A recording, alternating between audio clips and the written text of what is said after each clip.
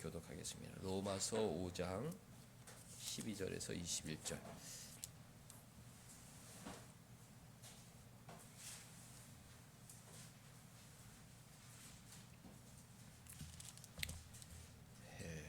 그러면 제가 12절 먼저 읽겠습니다.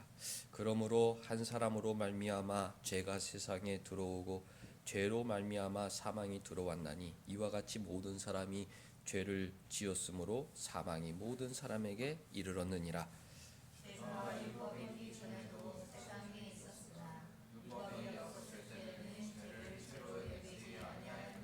그러나 아담으로부터 모세까지 아담의 범죄와 같은 죄를 짓지 아니한 자들까지도 사망이 왕노릇하였나니 아담은 오실 자의 모형이라.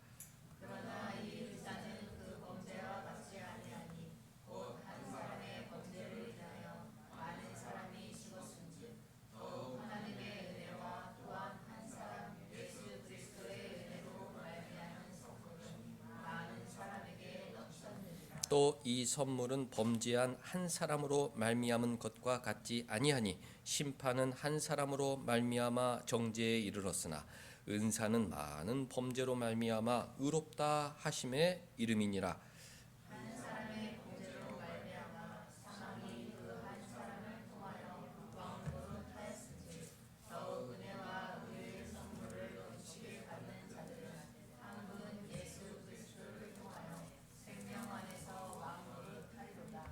그런즉 한 범죄로 많은 사람이 정죄에 이른 것 같이 한 의로운 행위로 말미암아 많은 사람이 의롭다 하심을 받아 생명에 이르렀느니라.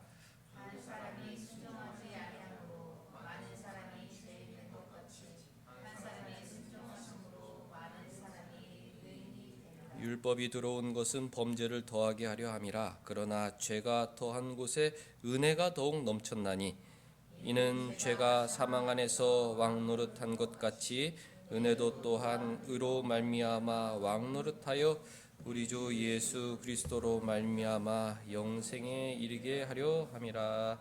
아멘. 오늘은 주보 뒷면에 주일 저녁 가정 모임 5개를 잠깐 살펴보고 하나님 말씀 전하겠습니다. 1번, 죄와 사망은 어떻게 세상에 들어왔습니까? 그러니까 세상엔 죄가 가득하죠. 그리고 죄의 결과인 사망이 만연해 있습니다. 오늘도 내일도 사람이 이제 죽게 되는데 그 가로놓기 한번 읽어볼게요. 말씀은 여러 번 읽으면 좋으니까. 자, 시작. 한 사람으로 말미암아 죄가 세상에 들어오고 죄로 말미암아 사망이 들어왔습니다. 이 아담이 하나님 말씀에 불순종했다. 이 아담의 불순종 때문에 세상에 죄가 들어오게 된 것입니다. 혼자에게만 악 영향을 미친 것이 아니라 그의 모든 후손들이 타락하고 오염되어 죄성을 갖고 태어나게 되었습니다. 죄의 결과는 사망이다. 죄를 지었기 때문에 사람들은 다 죽게 되어 있습니다. 왜 죽냐? 죄 때문이다. 우리 기독교 신자들에게는 너무나 당연한 진리인데 세상 사람들은 어떻게 그럴 수가 있냐 이해하지 못하죠. 우리는 죄 때문에 아담의 죄 때문에 우리도 죄성을 갖고 태어나고 그래서 모든 사람들은 결국 죽게 되는구나. 너무나 당연한 진리죠. 성경 진리입니다. 2번, 죄와 사망 때문에 무엇이 넘치게 되었습니까? 이 땅에 죄와 사망이 가득하다. 그런데 그 가운데 하나님의 사랑이 있는데요. 그 가로놓게 또 한번 쭉 읽어보겠습니다. 시작.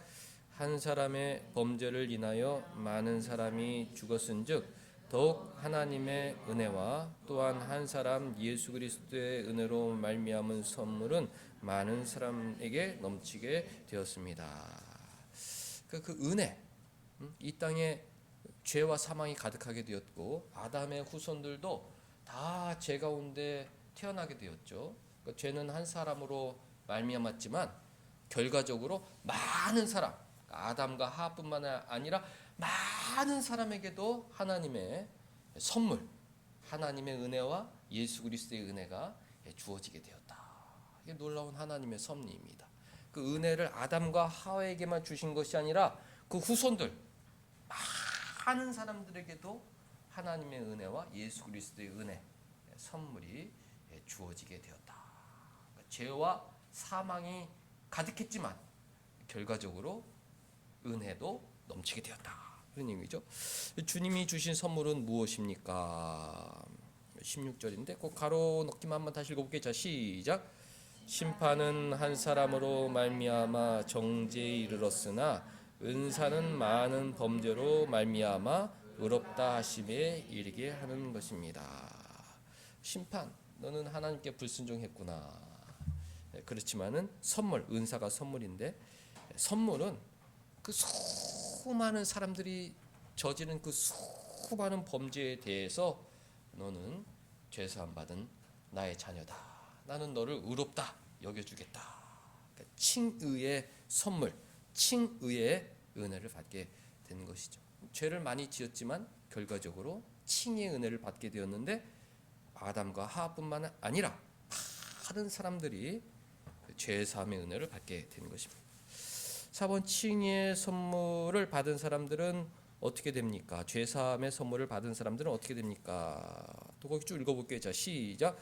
더욱 은혜와 의의 선물을 넘치게 받은 자들은 한 분 예수 그리스도를 통하여 생명 안에서 왕노릇하게 된다. 왕노릇하게 됩니다. 이게 놀라운 신앙의 비밀입니다. 그전에는 죄의 노예로 살아갔는데 죄사함 받고 야 주님이 나를 이렇게 생각하시는구나. 창세전에 나를 선택하셨구나. 창세전에 나를 위하여 유업 천국을 예비해 두셨구나. 창세전에 나를 위하여 십자가 지실 계획을 세우셨구나. 그 믿음으로 죄사함 받으면 생명 안에서 왕노릇하게 된다. 나는 더 이상 사망 가운데 살 수가 없다. 생명 가운데 빛의 자녀로 하나님의 자녀로 왕처럼 살아갈 것이다. 성화의 은혜까지 받게 되는 것이죠. 회개하고 성화되어 사랑 안에서 생명 안에서 왕노릇하는 삶을 살게 된다. 5번 죄가 더한 곳에는 무엇이 넘치게 됩니까? 답같이 시작. 죄가 더한 곳에 은혜가 더욱 넘치게 됩니다. 죄가 가득한 건 슬픈 일이죠. 내 삶에 참 부끄러운 죄가 있는 것은 슬픈 일이죠. 내 안에 죄성이 있는 것은 속상한 일이죠. 그런 것을 다 깨닫고 인정하는 순간 은혜도 더욱 넘치게 된다는 것이 하나님 말씀입니다. 오늘은 마지막 주일, 마지막 날이죠.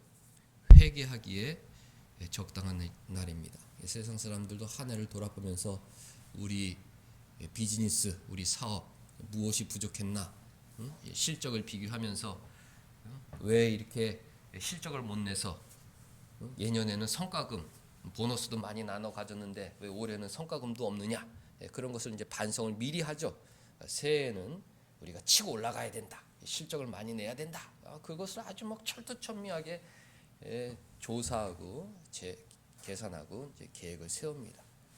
새해에는 이제 새 목표, 더 큰 실적, 많은 실적을 위해서 벌써부터 이제 다름질하고 있습니다. 신자들도 그런 반성과 회개가 필요해야 되는데 우리는 어떤 것을 돌아봐야 됩니까? 나의 죄성. 한 해 동안 내가 성화를 요만큼밖에 이루지 못했구나. 내가 정말 성화의 실적을 많이 냈어야 되는데 이 죄성에 사로잡혀 군뱅이 같이 올해는 그 수준에 머물렀구나. 이제 이런 것을 회개해야 되는 거예요. 새해에는 내가 치고 올라가야겠다. 하나님의 자녀로 거룩한 삶으로 아주 다름질 해야겠다. 그걸 철두철미하게 계획을 하고 기도를 해야 하죠. 신자들은 죄에 대해 전문가가 되어야 됩니다. 신자들은 성경의 전문가가 되어야 되죠. 그 말은 하나님에 대한 전문가가 되어야 돼요. 하나님이 어떤 분이신지 잘 알아야 되죠. 동시에 죄에 대한 박사가 돼야 돼. 전문가가 돼야 됩니다. 그러니까 죄가 무엇인지, 어떻게 해야 죄를 물리칠 수 있는지, 어떻게 해야 죄의 유혹에서 벗어나 그 거룩한 삶을 유지할 수 있을지, 그런 거에 대해서 잘 알고 실천할 수 있는 사람들이 되어야 하죠. 그러니까 세상 사람들이 이 세상의 물질에 전 생애를 투자하기 때문에 이 거룩한 삶은 상관없이 더 곤두박질을 치게 되어 있습니다. 다 나이가 들어가고 물질이 많아질수록 세상 사치 향락에 빠져 온갖 스캔들에 빠져 끔찍한 삶으로 살아가고 있죠. 나중에 저게 돈이 무슨 필요가 있냐? 저렇게 마감할 거 저 무슨 소용이 있냐? 이런 안타까운 마음을 갖게 되죠. 근데 신자들은 이 물질도 우리가 노력을 하죠. 왜? 하나님께서 주신 일터이기 때문에. 그러나 그거와 비교할 수 없을 정도로 나의 목표는 성화다, 회개다. 모든 죄성에서 돌이켜 나의 죄성을 하나님의 사랑으로 누르고 거룩한 성도로 성장하는 것이 나의 목표다. 오늘 그런 반성과 소망이 있어야 되는 것입니다. 한 해를 돌아보면서 야, 나 한 해 동안 이런 게 많이 부족했구나. 새해는 내가 치고 올라가야겠다. 거룩한 하나님의 자녀의 모습. 목표를 알려면 성경의 내용을 잘 알아야 되죠. 10계명이 하나님 주신 말씀이니까 그런 것을 잘 돌아보면 됩니다. 먼저 예배 생활을 돌아봐야겠죠. 안식일을 거룩하게 지켜라. 나 외에 다른 신을 두지 말고 안식일을 거룩하게 지켜라. 우리가 예배 생활을 돌이켜 볼 때 나는 하나님께 예배를 잘 드렸다 이러면 성장할 가능성이 없는 거예요. 내가 정말 신령과 진정으로 영과 진리로 최선을 다해 주일 예배 내가 드리지 못했구나. 이런 반성이 있어야 됩니다. 제가요 중고등학생, 대학생, 청년들 또 어른들까지 다 이제 했지만 그 주일 예배에 자는 사람들이 많이 있어요. 이제 자는 사람들의 분류가 여러 유형이 있는데 토요일 날 늦게까지 일하는 사람들도 많이 있지만 보통 유흥에 찌들어 토요일 밤늦게까지 밖에서 세상 친구들하고 노느라고 주일 아침에 이제 막 눈 비비고 오는 거죠. 교회 나오는 것도 사실 기특합니다. 근데 피곤하니까 방법이 있습니까? 찬송 부를 때부터 꾸벅꾸벅 하면서 그냥 아멘 하면은 탁 눈 떠가지고 세상으로 또 놀러 나가는 거예요. 교회 나오는 것은 참 좋은 일인데 어떻게 이렇게 예배 시간에 늘 자느냐. 이게 습관이죠. 젊은 남자들이 보통 그런 친구들이 많아요. 결혼하면 군대 갔다 와서 달라질까? 그렇지 않습니다. 결혼하면 달라질까? 그렇지 않습니다. 밤새 세상 유흥에 빠져 눈이 벌게지도록 밤새도록 놀다가 그래도 교회는 와야겠는데 와가지고 막 하는데 막 잠가 씨름하는 거예요. 하나님 말씀을 듣고 기도하고 하나님과의 영적인 교제 이런 건 상관없고 막 잠가 씨름하고 막 물고 물을 뜯고 막 머리를 쥐어 뜯고 그러다가 돌아가죠. 예를 들은 겁니다. 정말 진리로 말씀 잘 듣고 이게 생명의 말씀이구나. 말씀을 잘 듣고 어릴 때는 말씀 잘 듣는 게 중요하죠. 어느 정도 예배가 성숙하면은 찬송을 크게 불러야 됩니다. 찬송 크게 부르면서 그 가운데 나의 사랑이 표현되는 거거든요. 어릴 때는 그냥 이렇게 앉아가지고 하지만 신앙이 들어가고 내가 예배를 잘 드리겠다. 찬송을 크게 부르기 시작합니다. 그 다음에는 기도를 열심히 하게 되죠. 대피기도에 주목하면서 아멘 주님 아멘. 예배 시간에 말씀을 들으면서 주님 저대로 되게 하여 주옵소서. 우리는 2번의 개인 기도 시간이 있는데 그 기도 시간에 주님 도와주옵소서 간절한 기도가 있어야 됩니다. 우리가 회개할 때 구체적으로 나의 삶을 돌아봐야 되는데 우리의 예배 생활을 돌아보시기 바랍니다. 그거 돌아보지 않고 반성하지 않고 회개하지 않으면 내년도 똑같다. 우리가 제일 기독교의 우리 신자들 가운데 최대 적이 무엇입니까? 형식주의, 외식주의. 예배 자리에 앉아 있지만은 하나님과 인격적 교제를 나누지 못하고 세상에 나아가서는 나는 신앙인이다. 이런 외식주의, 바리새주의를 우리가 경계해야 되는데 새해에는 안식일을 거룩하게 지켜라. 예배를 잘 들으시기 바랍니다. 저는 예배 잘 드리고 있는데요. 발전의 가능성이 없는 거예요. 하나님 앞에 예배 드리는 거는 우리가 최선을 다하지만 늘 부족한 것입니다. 새해는 내가 더 예배를 드려야겠구나. 10시 내일 예배 들어가려면 일찍 자야겠다. 주님 내일 부활의 아침 새롭게 부활시켜 주옵소서. 딱 7시쯤 딱 일어나가지고 오늘 교회 가는 날이구나. 세수 깨끗하게 하고 정신을 맑게 하고 성경책도 돌이켜보고 와가지고 교회 와가지고 맑은 정신으로 예배 드리는 것이 신자의 모습인 것이죠. 부모에게 효도하는 것, 하나님께서 주신 약속 있는 첫 계명. 한 해 동안에 부모에 대한 나의 삶의 태도를 돌아보셔야 됩니다.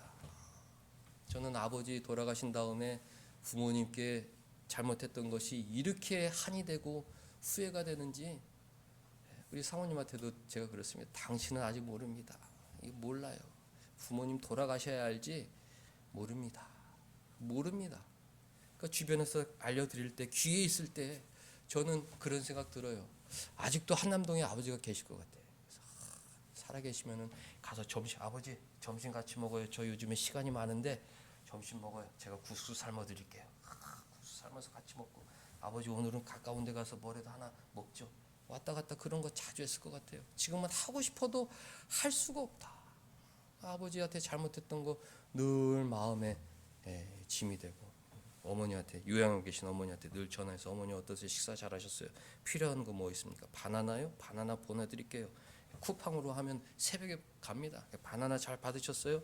바나나 드세요. 옆에 있는 할머니는 치매인데 저 할머니가 자꾸 바나나 한 개 더 달라고 그런다.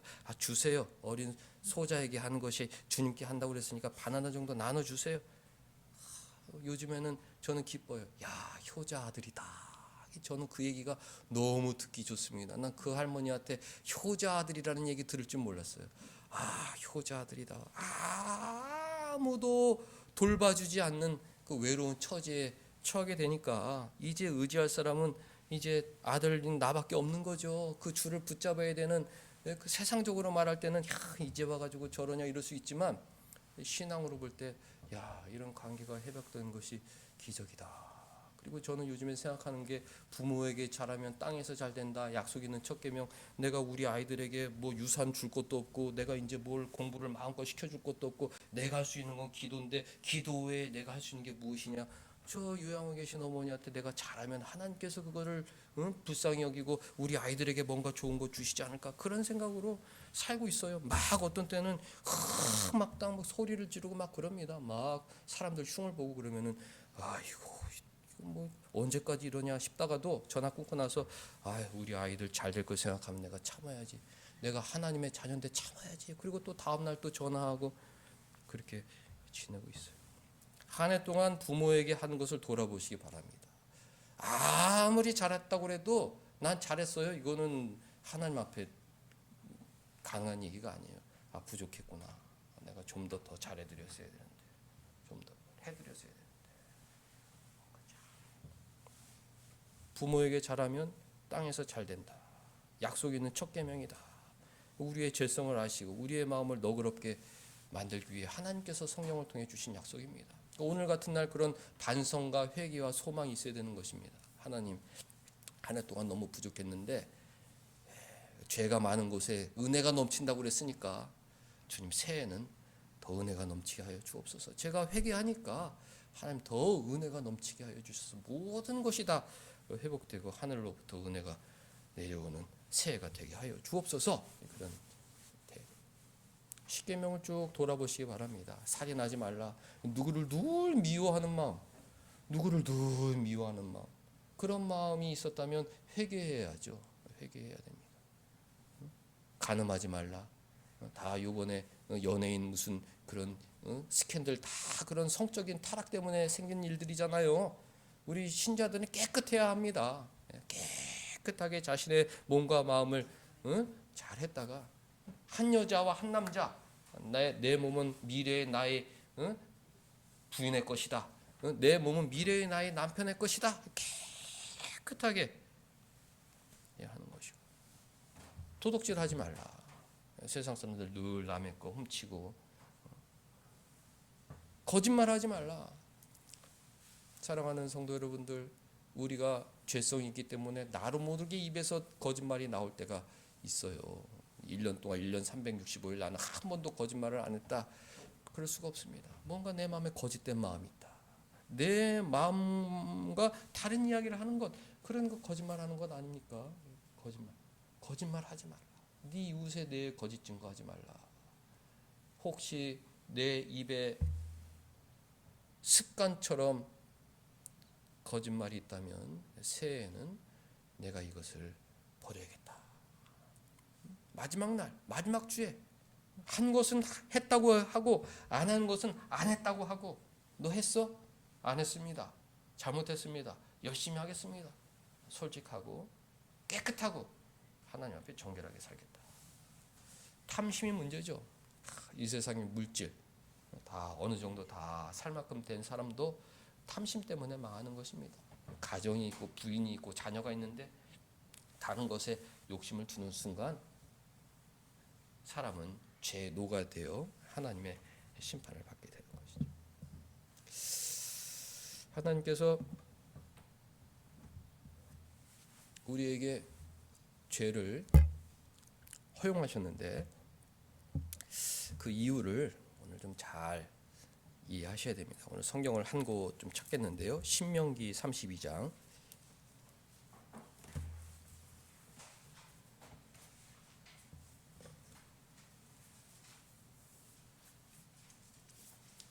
4절.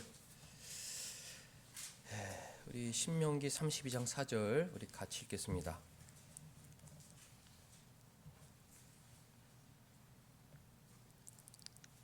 자, 시작.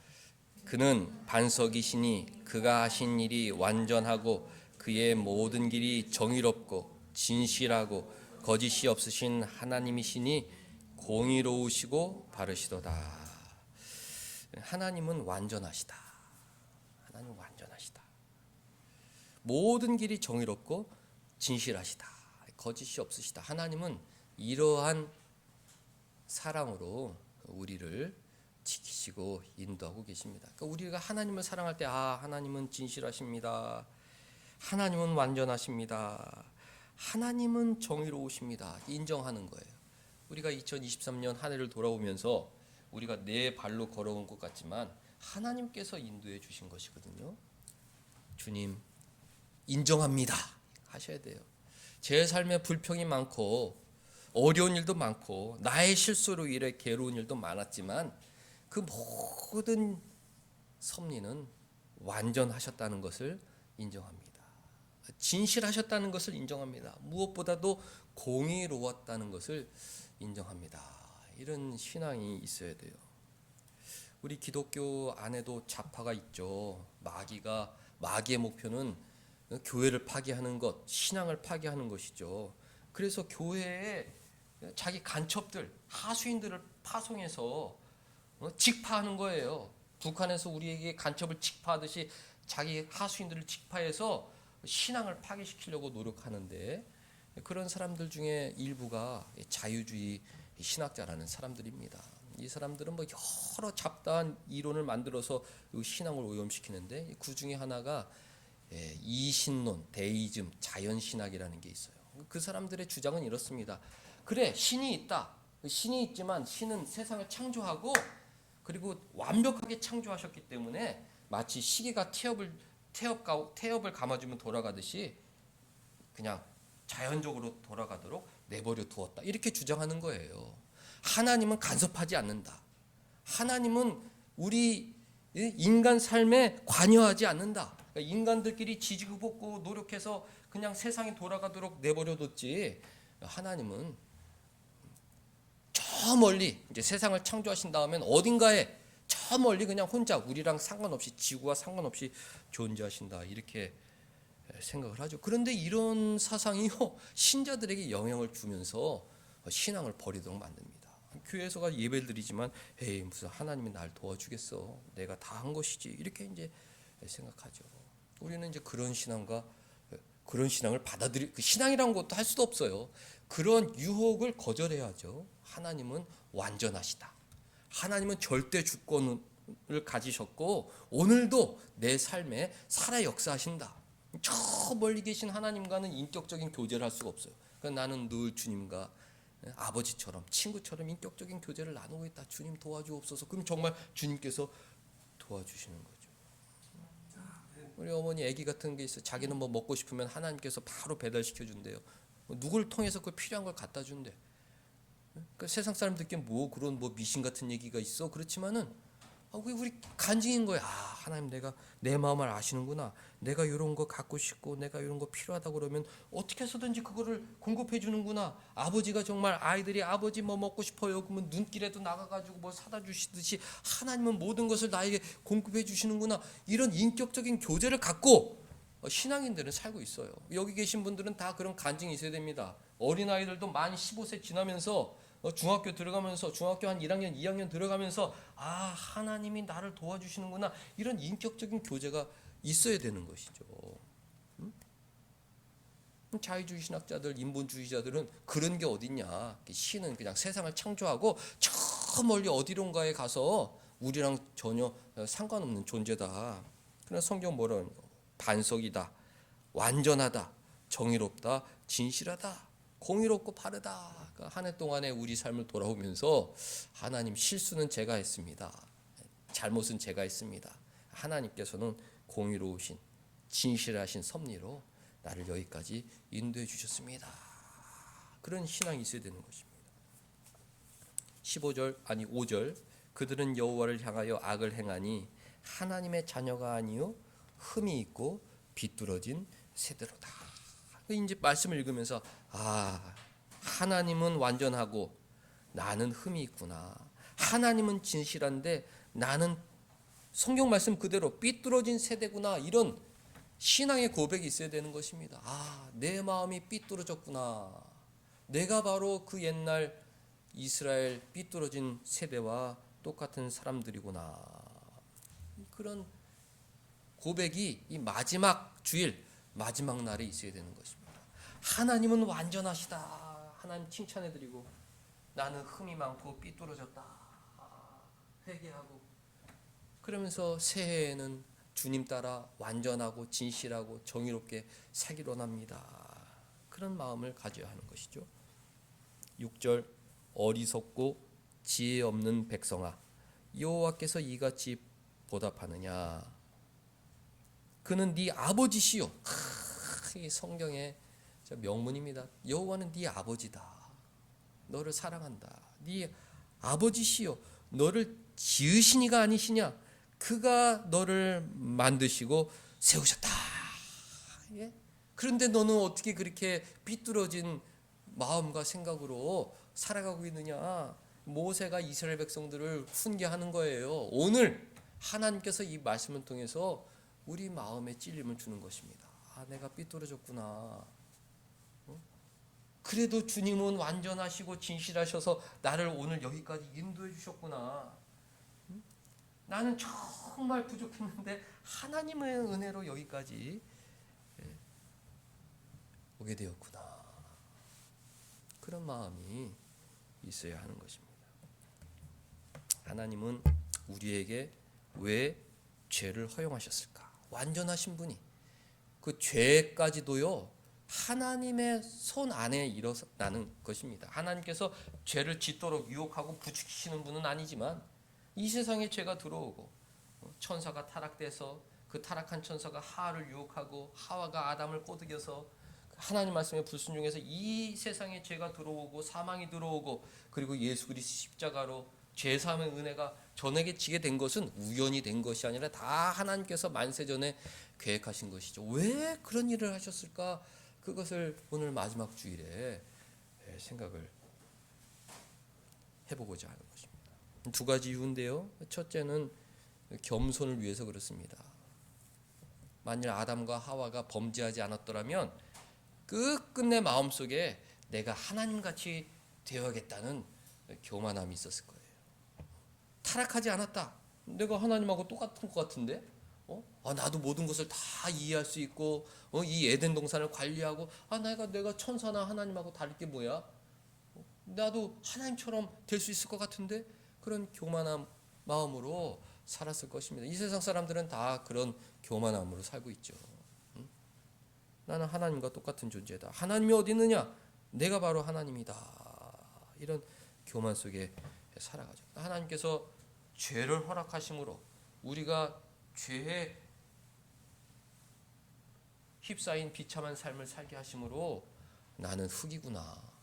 나는 죽을 수밖에 없는 흙덩이구나, 이런 것을 인정하고 깨닫게 살게 하신 거예요.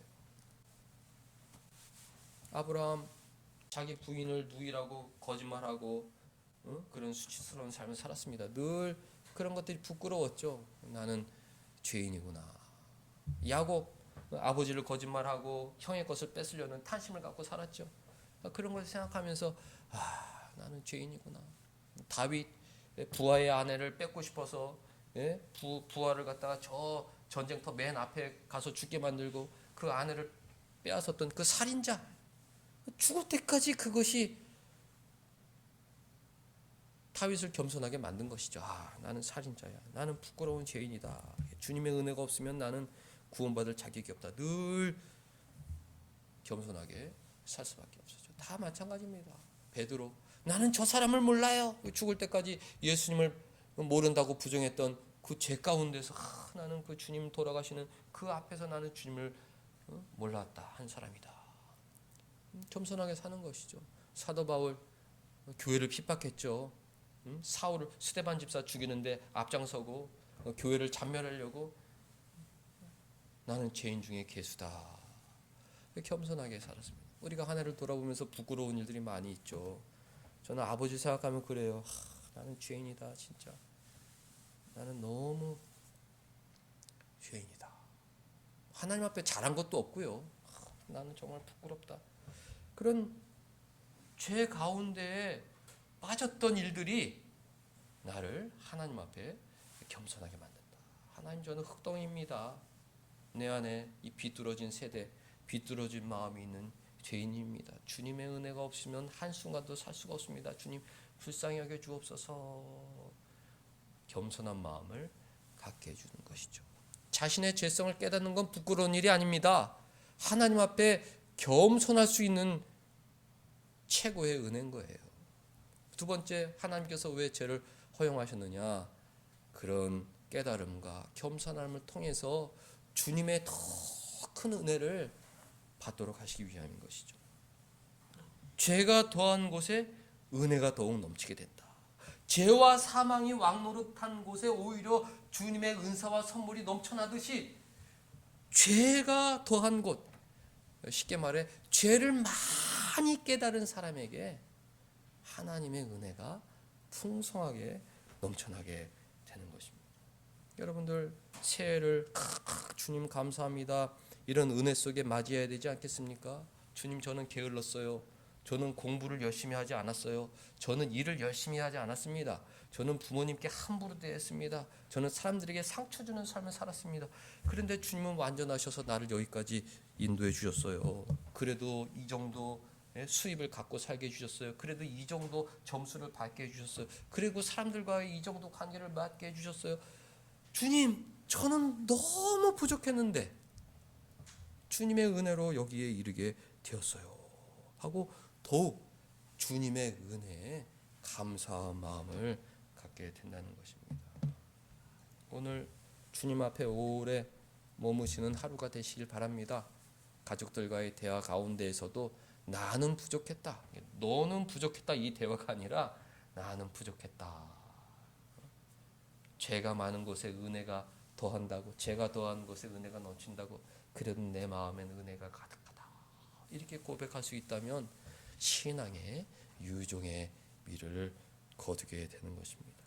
완전하신 하나님께서 우리에게 죄악을 허용하신 이유는 우리를 겸손하게 만들고 주님의 큰 은혜 속에 소망 가운데 살아가도록 하기 위함이라는 것을 깨닫고 돌아가셔서 새해를 소망 가운데 맞을 수 있기를 주님의 이름으로 축원합니다.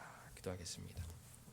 하나님 아버지, 죄 많은 인생들 올해도 여기까지 인도하여 주셔서 감사 충만한 가운데 새해 맞이하게 하여 주시니 감사드리옵나이다. 우리의 믿음을 더해 주셔서 더 겸손한 신앙 허락하여 주옵시고 더 큰 은혜 가운데 주님 사랑 전하며 살아갈 수 있도록 복 내려 주옵소서. 예수님의 이름으로 기도하옵나이다. 아멘.